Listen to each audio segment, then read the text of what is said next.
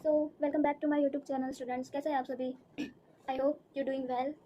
Okay, तो आज का जो भी हमारा डिस्कशन होगा अकॉर्डिंग टू रहेगा साइकेट्रिक या नॉर्मल साइकोलॉजी। ओके, तो फर्स्ट ऑफ ऑल मैं आप सबको बता देना चाहती हूँ कि आज के जो लेक्चर में हमारा टारगेट टॉपिक रहेगा वो होगा मतलब बेसिक से लेके कॉम्प्लेक्स तक हम मूव करेंगे। जैसे कि मान लो कि नॉर्मल जो भी इंट्रोडक्शन है वो आ जाएगा, उसके बाद हम थोड़ा घना डीप में भी जाएंगे और आई थिंक हम कवर करेंगे जितना भी हमें रिक्वायरमेंट होगा उसके हिसाब से। ओके, तो स्टे ट्यून, वीडियो को एंड तक देखना, आपको इसमें बहुत सारी नई चीज़ें जानने के लिए भी मिलेंगी। ओके, तो हम फर्स्ट डिस्कस करेंगे कि व्हाट इज़ साइकोलॉजी, मतलब जो भी साइकोलॉजी है उसका क्या नॉर्मली मीनिंग होता है। तो फर्स्ट हम देखेंगे कि हमारे पास वर्ड है एक, सपोज कीजिए साइकोलॉजी। ओके, तो आप लोगों को थोड़ा घना समझ आ ही गया होगा कि साइको एंड लॉजी दो डिफरेंट टाइप के वर्ड मिला के एक वर्ड मिला है हमें, जैसे कि साइकोलॉजी। अब देखो, साइको है उसको हम अलग तरीके से समझेंगे और दूसरा है पीछे जो उसके पीछे लग रहा है जैसे कि लॉजी, तो उसका भी कुछ और मीनिंग होगा और दोनों को कंबाइन करके हमें एक वर्ड मिलेगा, उसको हम बोलेंगे कंबाइनली साइकोलॉजी। तो जैसे कि साइको है नॉर्मल, तो साइको का नॉर्मल मीनिंग क्या होता है आपके अकॉर्डिंग?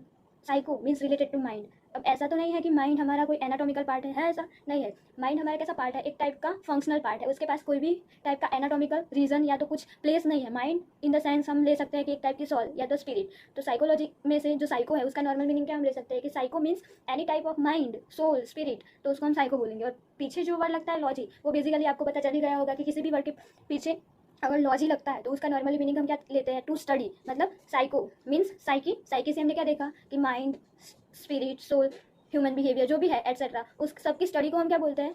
साइकोलॉजी।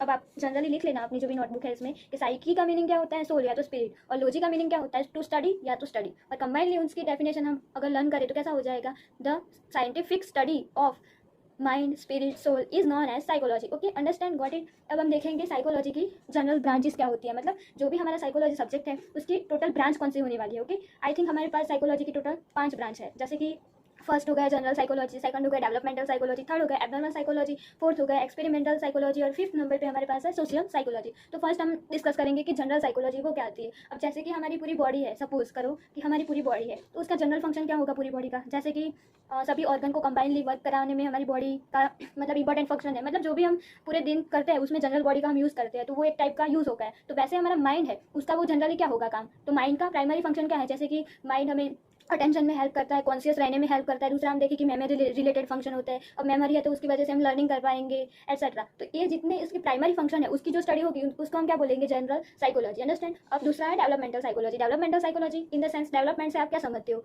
अब जैसे कोई भी पर्सन है या तो ह्यूमन बीइंग है, तो उसका ऐसा ही होगा कि at the time of birth वो जो भी साइकोलॉजी लेके बर्थ हुआ होगा उसकी साइकोलॉजी उतनी ही रहेगी? नो, साइकोलॉजी क्या है? एक कंटिन्यूस प्रोसेस है, मतलब कि डेवलपमेंट वाली। जैसे कि हम एट द बर्थ टाइम है उसमें थोड़ी घनी हमारी साइकोलॉजी उस हिसाब से होगी। आगे जब हम बढ़ेंगे, जैसे एडल्ट हुए, फिर आगे हमारा ओल्ड एज आया, तो उस सब में हमारी साइकोलॉजी कैसे रहेगी? डिफरेंट रहेगी। मतलब बर्थ से लेके जो एडल्ट या तो ओल्ड एज है उसमें जो भी इवोल्यूशन हुआ हमारी साइकोलॉजी में उसको हम कौन से ब्रांच के अंदर इंक्लूड करेंगे? तो डेवलपमेंटल साइकोलॉजी। अंडरस्टैंड। अब थर्ड नंबर की हमारी ब्रांच है एबनॉर्मल साइकोलॉजी। एबनॉर्मल का मतलब क्या होता है? जो नॉर्मल रेंज होती है उसके ऊपर जाके कोई भी प्रॉब्लम आ जाए तो उसको हम किसमें कंसीडर करेंगे? Abnormal psychology. अब एबनॉर्मल साइकोलॉजी है वो अब हमें कैसे पता चलेगी कि कोई भी पर्सन है उसका हमने बिहेवियर असेसमेंट किया, जो भी नॉर्मल साइकोलॉजिकल टेस्ट है वो हमने कंडक्ट करवाए और वो टेस्ट में उसका रिजल्ट नेगेटिव आया, तो उस पर्सन को हम बोल सकते हैं कि इसमें कुछ भी प्रॉब्लम है। जैसे कि कोई भी डिसऑर्डर ले लेते हैं लाइक मेनिया, डिप्रेशन, तो वो क्या है? एबनॉर्मल साइकोलॉजी का पार्ट है। तो मतलब हमारी जो साइकोलॉजी है उसकी एबनॉर्मल ब्रांच में हम कौन से टॉपिक स्टडी करते हैं? तो नॉर्मल को छोड़ के एबनॉर्मल जो होते हैं, मतलब कि डिजीज कंडीशन, तो वो स्टडी होती है, वो कौन सी ब्रांच में हम करेंगे? एबनॉर्मल साइकोलॉजी के अंदर। अंडरस्टैंड। अब नेक्स्ट है हमारे पास एक्सपेरिमेंटल साइकोलॉजी। तो उसके नाम पे से ही है, तो हम हमारी जो ब्रांच है साइकोलॉजी की, तो हम उसमें एक्सपेरिमेंट कैसे करेंगे?